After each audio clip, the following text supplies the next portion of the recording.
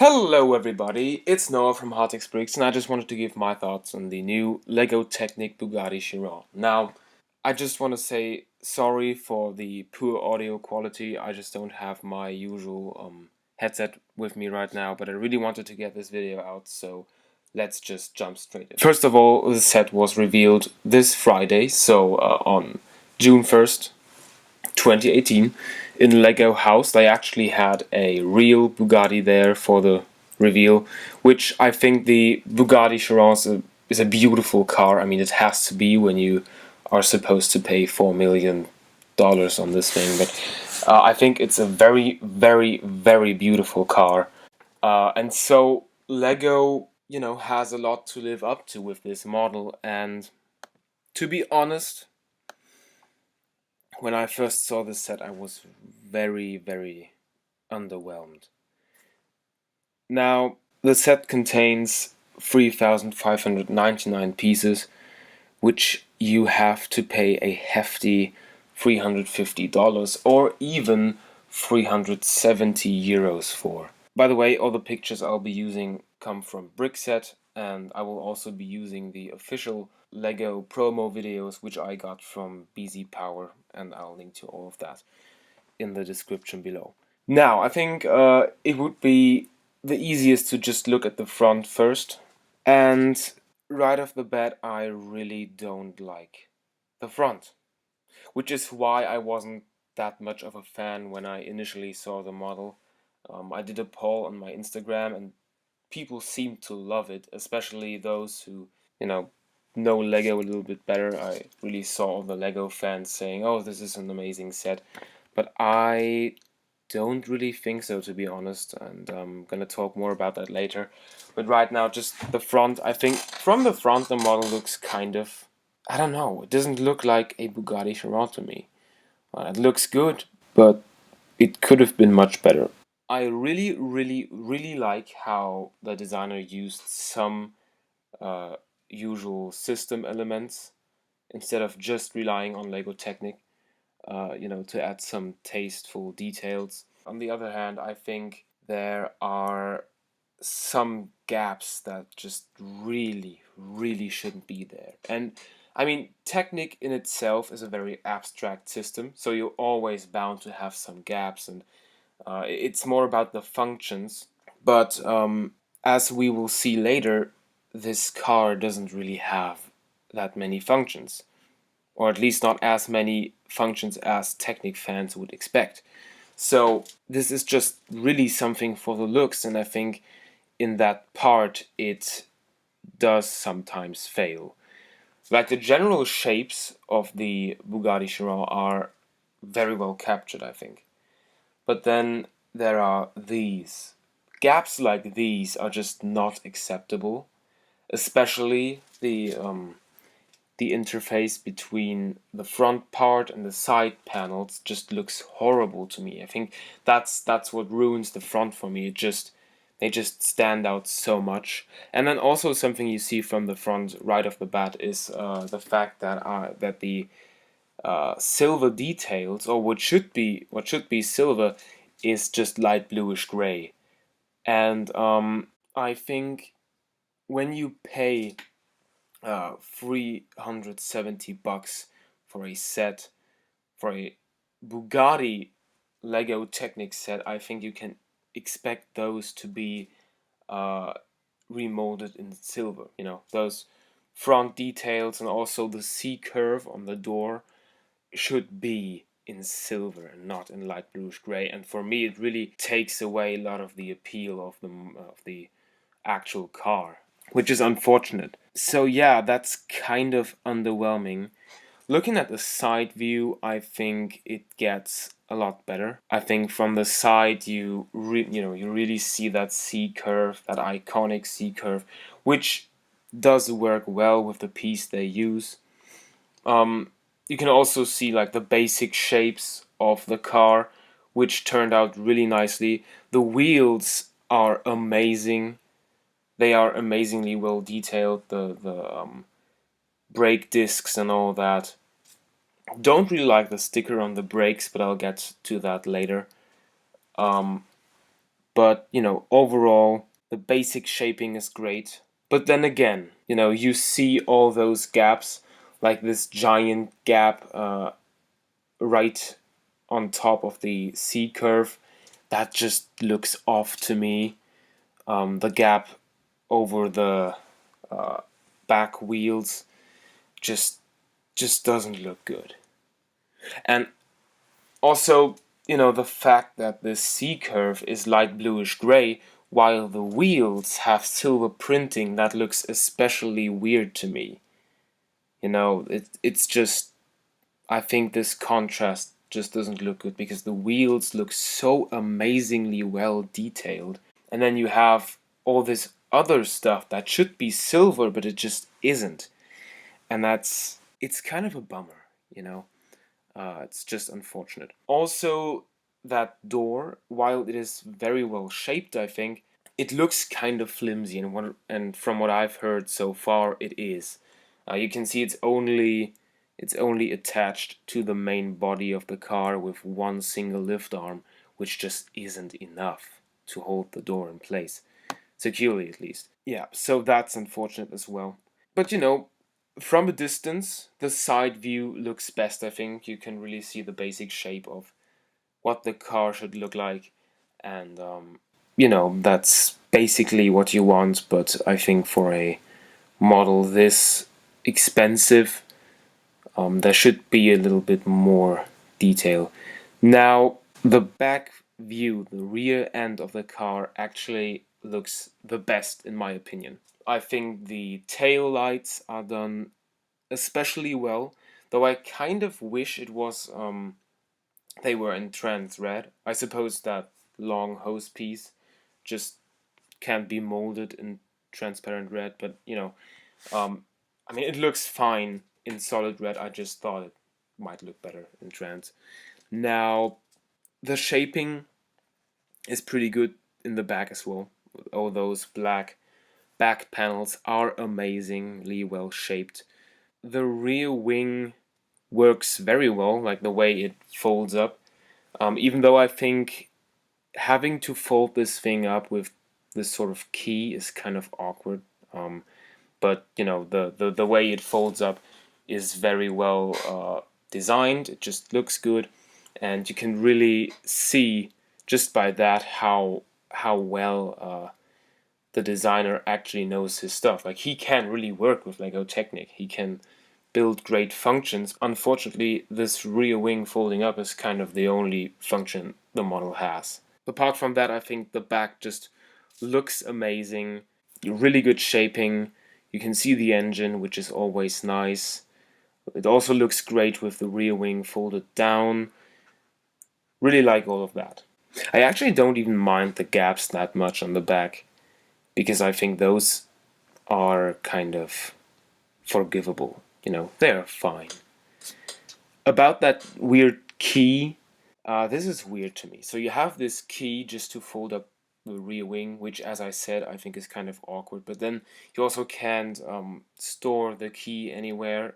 So you just kind of have to put the key next to the model, which, I don't know. Some people might like that, but I'm not really a fan of it. Then there is realistic steering as a function. And that's cool. That's very well made, I think. Looks great, and it's just something that we should expect from a Technic model. Then there's realistic suspension, which does look good, even though it doesn't have a lot of play, which probably makes sense with the way the car sits so low. But from what I've heard so far from people who actually own this set, the car seems to be a bit too heavy, so sometimes the front suspension just gets stuck and doesn't go back up again, which is unfortunate. But that's it for functions. There's one more thing. You can lift up the hood and there's a bag underneath, and you can just take that bag out, and I don't know what you want with that, but that's it for functions. Now here's the issue. Technic sets are supposed to have a lot of great functions. As I said, they have kind of an abstract design most of the times, which is fine, but it kind of has to be evened out with great functions, which this model doesn't do. It has a very cool shifting system, I'll give it that. It's very complicated. It introduces lots of new pieces just for the shifting, which is great. But then again, once you actually turn the wheels, you don't really see a difference between all the different modes that you just shifted through. So that's kind of unfortunate. And then there's also the engine. Now, if you know the real life car, you might know that the Bugatti Chiron has a W16. Now, what LEGO has built here is not a W16 engine, but rather a very weirdly modified V8. That's just disappointing. Like, you think you are building a replica with lots of functions, but this just has an engine that's built in the wrong way and awesome paddle shifting, which doesn't really do anything because the model is not motorized, and there's not really any way to motorize the thing at all. So all it does is it looks cool. It feels good to shift through, but that's it. And that's just kind of disappointing to me. Like, I'm not a giant Technic fan, but I'm a giant fan of this car. So I was actually thinking about getting it, but now it just seems so underwhelming. So yeah, that's basically everything I can say about the functions. They are almost non-existent. I mean, wow, you can open up the hood. Wow, you can fold out the rear wing, which is very awkward in my opinion. I mean, the folding is nice. It's just the way you have to fold it out with this weird key. The suspension doesn't work on many models because of the weight, and yeah, as I said, the engine is built wrong. So that's just unfortunate. On the other hand, from what I've heard, the build itself is amazing. And if you just look at the pictures and the video where they put all the different parts together, I think that's great. How you build so much of the internal structure. It's like putting the vehicle together in a factory, which is amazing. I think that's just very well detailed design they did there. But, then you put on the actual body of the car, the actual outer layer, I suppose. The skin that gives it, its iconic curvy design, and that's just littered with gaps and weird things. Like, it has the overall shape, but it's just, I don't know.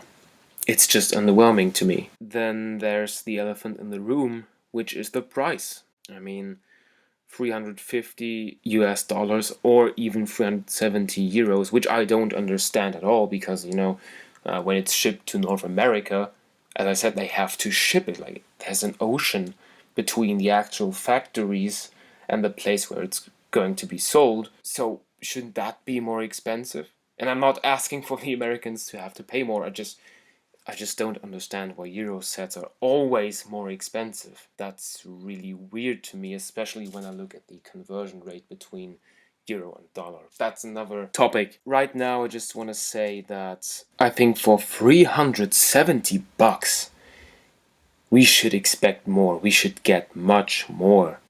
Much more actual functions, much more detailed. And yeah, the interior details are nice. The back is very well detailed, but it's just, there are so many gaps that should have been filled.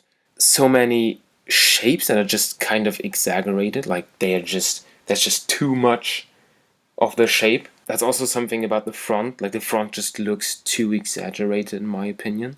I mean, when you look at the parts count, usually we tend to say, oh yeah, 10 cents per piece, so 3,600 pieces, 350 bucks seems reasonable. No, that's not reasonable at all because Technic models work differently.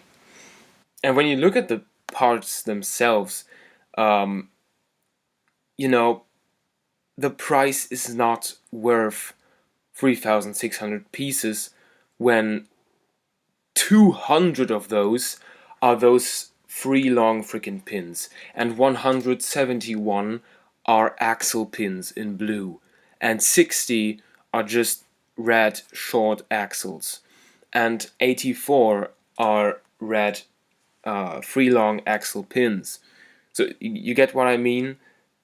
This this assortment of pieces is very, very axle and pin heavy, as usual for Technic sets. But, you know, you cannot ask for 10 cents for some freaking axle. The set is so overpriced. Even at $300, I think it would be overpriced.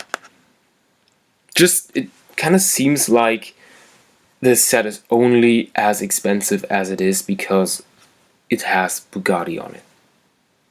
That's just unfortunate because other license holders like Mercedes or, I don't know, Porsche, they just don't charge the same license cost apparently. This very steep price just drags the model down. And that's unfortunate because I really wanted to like this model because I love the real car so much, but this is just underwhelming.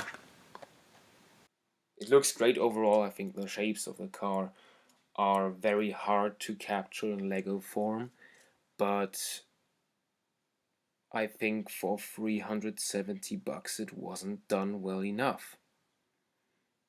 Especially with those large gaps and with the flimsiness of some of the pieces, like the doors, for example. On the other hand, I think the packaging is great.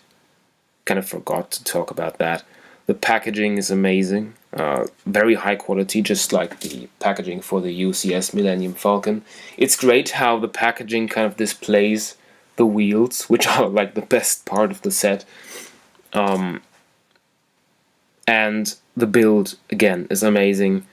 It just seems that once you are done actually opening the package, once you are done building the set, it will be kind of underwhelming, to put it somewhere. It might look impressive from afar, but the closer you get, the more gaps you will see, the more issues will arise once you actually start touching the thing and feeling the flimsiness of the door and all that. That just really bugs me. And I will not get this set, not for $370. To be honest, I also think 300 would be too much. Acceptable, but still too much. But 370 is just, it's an insult, I think. You know, it's insulting. $370 is way too much. And yeah, of course, $350 is as well. Another thing that I really hate, just like, this is something I would love to build this set because I think the build is amazing. But then I look at the sticker sheet. There is nothing here is printed. The serial number, which is hidden inside the hood for some reason, that's printed. The wheels are printed, but everything else is a sticker. The freaking Chiron logo on the back of the car is a sticker. The one on the key is a sticker. All the details inside are stickers. What I said about the brakes, those are stickered. They are not printed. And I think if you ask us to pay $350, you should at least print the freaking parts. If you can't fill up the gaps, then okay. I mean, I'm sure there would have been a way to fill up, especially those two gaps in the front. Those really should have been filled. Also the one on top of the C curve. I think that looks horrible as well. I can forgive all the other gaps because it's Technic, but those 2 or 4, I guess, because they're on both sides of the car, those are especially horrible. And if you can't even fill up those, then give us good functions, which you didn't do. And if you don't do that either, then please at least just print the parts, which you didn't do as well. Instead, you gave us a good box, which is not really what we buy the set for, is it? So yeah, I'm sorry. I don't mean to, I don't know, insult the designer because I think he did a great job overall, and I'm sure he had tons of limitations. And as I said, I think the overall model is great. The way the shifting works, like the mechanisms behind that, that's all designed very, very well and just speaks to the abilities of the designer. It's just very unfortunate that he did not decide to plug up all those gaps and to actually make the functions worthwhile to Technic fans, because this set belongs kind of in the creator line. I know it's built from Technic pieces, but this is not what a Technic set is, because with a Technic set, because of the abstract design, they put emphasis on the functions, which this model just does not have. So if it doesn't have that, then they should focus on the design, which they didn't do either. So they just didn't really focus on anything. They focused on capturing the key shapes, which they did well, but then they filled those with gaps for some reason. So I'm just not happy with this set at all. If it's 30% off, 35% off, get it. Get that set. Then it's good. I think then it's a fair price. Because then you pay for the pieces and not for the Bugatti logo, which, as I said, isn't even freaking printed. But then I think that would be fine. That'd be great. But for 350 or even 370, this model isn't worth it. Yeah, design-wise, I would give this model definitely 8 out of 10. And it would be 9 or even 10 out of 10 if it had functions, actual functions that you could see. I would be fine with the price if it was motorized, which it isn't. So, yeah, this is just very underwhelming. And for me, as a big Bugatti fan, this is just kind of a disappointment. And I'm sorry to have to say that. So, yeah, those were my thoughts. To end this on a more positive note, in conclusion, you could just skip this set and buy the Speed Champions version, because that only costs 15 bucks and I think it looks very respectable. I saw it actually in person, had it in hand. I think that's a great set. So if you really, really, really want a Chiron in your collection, just buy that and you'll be happy, because that captures all the shapes without freaking gaps. It also looks best from the rear, just like this one. I think just the Bugatti Chiron in general looks amazing from the back. But yeah, that's it. Skip this set, I think, unless you are a giant Technic fan. I think it's a good parts pack overall. Like, looking at the parts list, if it wasn't so expensive, it would be a good parts pack. If you can find it for cheap somewhere, get it. There are a lot of new interesting pieces that were required for the shifting, so those are great to get. Everything else is kind of it's usual Technic stuff, but it's good. It's good. The price isn't. I think I'd like to end it on that. The overall shapes are captured very well. I think overall the designer did a great job, but he should have plugged up those 2 or 4 gaps, depending on whether you count the gaps on the other side as well.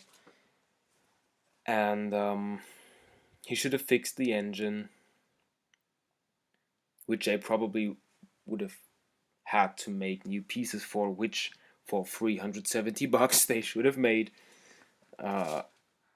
Packaging is great, but yeah, I'm just repeating myself right now. I just kind of want to end this on a positive note, because I think overall the designer did a great job. It just has so many little problems, and it just doesn't work as a Technic set, doesn't work as a design focused Technic set as well. So overall, I just don't think this set is worth the money. Get the Speed Champions version. I might get that pretty soon, because I really like that one, and I'm gonna review that because that one makes me happy. This one doesn't. This one just disappoints me. So I'm sorry to have to say that, but that's it from me. Have a nice day, and remember to, share your thoughts in the comments down below, because I actually really want to know what you have to say about this. And that's basically it. See you in the next video.